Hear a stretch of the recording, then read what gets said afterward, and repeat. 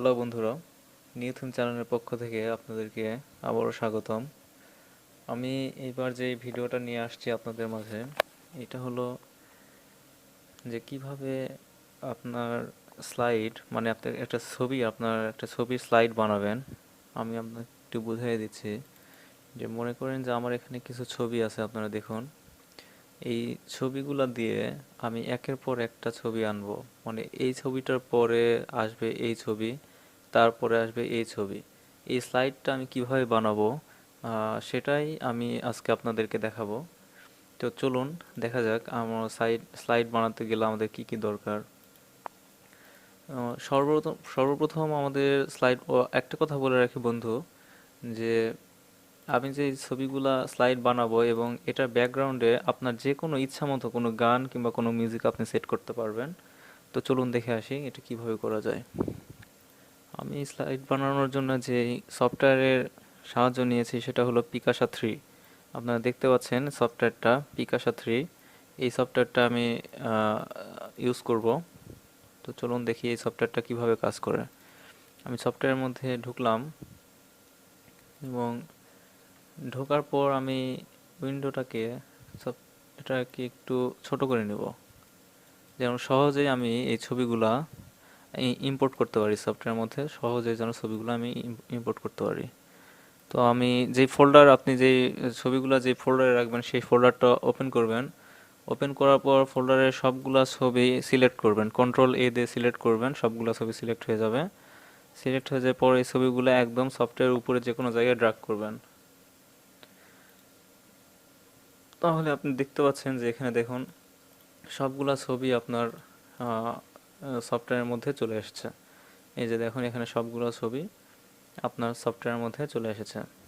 তো আপনি এখন যেটা করবেন, এখানে দেখতে পাচ্ছেন যে play play full screen slide show, create photo college, এবং তারপরে দেখেন ক্রিয়েট মুভি প্রেজেন্টেশন। এখানে যেটা লেখা আছে এটা হচ্ছে ক্রিয়েট মুভি প্রেজেন্টেশন। তো এই ক্ষেত্রে আমরা করব কি, ক্রিয়েট মুভি প্রেজেন্টেশনে আমরা যাব এবং এখানে একটা ক্লিক করব। তো বন্ধুরা দেখতে পাচ্ছেন সামনেই একটা ফটো চলে এসেছে। এটা হচ্ছে আপনার এই ফটোর ফোল্ডারের যেটা নাম সেটা নামটা চলে আসবে, নিউ ফোল্ডার লেখা আছে। তো এখানে ফটো ফোল্ডারের নামটা চলে আসছে নিউ ফোল্ডার।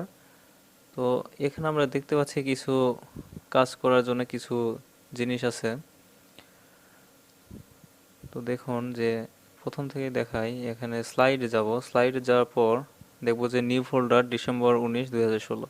তো আমরা এই নিউ ফোল্ডারটা আমরা কেটে দিব। কেটে দিয়ে এখানে আমাদের নামটা লিখব। সাপোজ আমি আমার চ্যানেলের নামটা লিখতেছি। চ্যানেলের নামটা লিখলাম। তো দেখুন এখানে আমি এই স্টাইলটা করলাম, নিউ থিম 2017। তো আপনি চাইলে আপনার টেক্সটের কালার চেঞ্জ করতে পারেন এবং ব্যাকগ্রাউন্ডের কালারও চেঞ্জ করতে পারেন। তো চলুন আমরা ব্যাকগ্রাউন্ডে একটা কালার করে দিই। সাপোজ ব্যাকগ্রাউন্ডে এই কালার করে দিলাম। এখন টেক্সটের কালার আপনারা চেঞ্জ করতে পারেন এখান থেকে। টেক্সটের কালারও চেঞ্জ করতে পারেন। টেক্সটের কালারও চেঞ্জ করে দিলাম।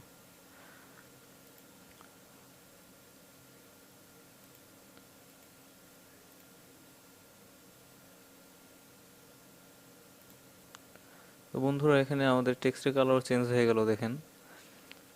এখানে বিভিন্ন রকমের ফন্ট করতে পারবেন। ফন্টে গেলে আপনি বিভিন্ন রকমের ফন্ট করতে পারবেন। অনেক রকমের ফন্ট আছে এখানে, হাজার হাজার রকমের ফন্ট আছে। আমি সাপোজ একটা ফন্ট নিলাম।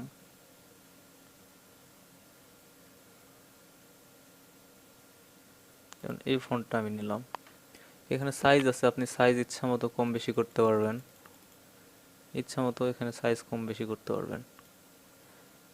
তারপর এখানে যে স্টাইলটা আছে, স্টাইলে যেমন নিউ থিম, আমি এটা ব্লক করলাম। ব্লক করার পরে এটা যদি আমি ইটালিক করি তাহলে এটা ইটালিক ফন্টে চলে আসবে। এটি স্টাইলটা ইতালিক হয়ে যাবে। তো চলুন মুভিতে যাই। মুভিতে যাওয়ার পর দেখুন এখানে লেখা আছে অডিও ট্র্যাক লোড। লোডে ক্লিক করবেন। ক্লিক করার পর দেখবেন যে এখানে বিভিন্ন রকমের অডিও ট্র্যাক, আপনার পিসি থেকে আপনি অডিও ট্র্যাক নিতে পারবেন বিভিন্ন রকম। যেমন আমি আমার অডিও রাখছি সং।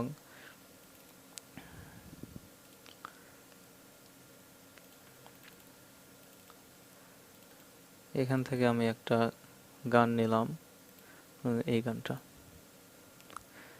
এই দেখুন, আমি এখন যদি এটা প্লে করি তাহলে দেখুন যে আমার এটা প্লে হয়ে গেল,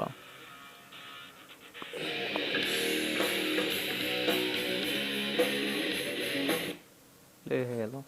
ঠিক এভাবেই আমি এখানে এটা যদি ক্লিয়ার করতে চাই, এখানে এইভাবে ক্লিয়ার করতে পারবো। ক্লিয়ার করে এখান থেকে একটা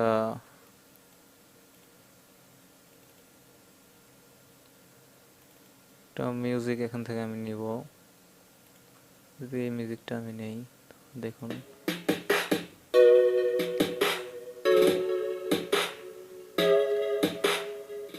দেখুন স্লাইড তৈরি হয়ে গেল। এখানে একটার পর একটা ছবি আসতেছে, স্লাইডটা তৈরি হয়ে গেল।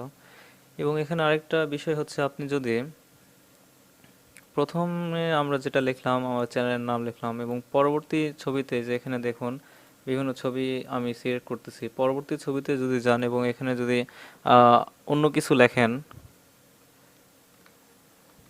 যেমন ঢাকা, অন্য কিছু যদি এখন এখানে লেখেন তাহলে কিন্তু এটা আপনি লিখতে পারবেন। এইটা আপনার লেখা হয়ে গেল এবং এই ছবির উপরে আপনি আবার টেক্সট লিখতে পারলেন। তো এইভাবে আপনারা এইভাবে মুভি বানাতে পারবেন, বিভিন্ন ছবি দিয়ে ছবির উপরে টেক্সট লিখতে পারবেন, তারপরে মিউজিক সেট করতে পারবেন। এইভাবে একটা মুভি প্রেজেন্টেশন আপনারা করতে পারবেন। তো বন্ধুরা, এরপরে আপনি যে এখানে দেখেন ক্রিয়েট মুভি লেখা আছে, ক্রিয়েট মুভিতে যদি আমি ক্লিক করি তাহলে দেখুন যে এখানে মেকিং শুরু হয়ে গেছে, এখানে মুভিটা মেকিং শুরু হয়ে গেছে। তো মুভি মেকিং হতে একটু সময় লাগবে। তো এইভাবেই আপনারা মুভি মেক করতে পারবেন, একটা বিভিন্ন রকমের ফটো দিয়ে স্লাইড করে এইভাবে আপনার মুভি তৈরি করতে পারবেন। তো বন্ধুরা, সবাইকে ধন্যবাদ। পরবর্তী ভিডিওর জন্য অবশ্যই আমার চ্যানেল সাবস্ক্রাইব করবেন এবং ভিডিও ভালো লাগলে অবশ্যই লাইক এবং শেয়ার করবেন। সাবস্ক্রাইব করে আমার সাথে অবশ্যই থাকবেন এবং পরবর্তীতে আমি অনেক ভালো ভালো ভিডিও দেওয়ার চেষ্টা করব। সবাই ভালো থাকবেন। আল্লাহ হাফেজ।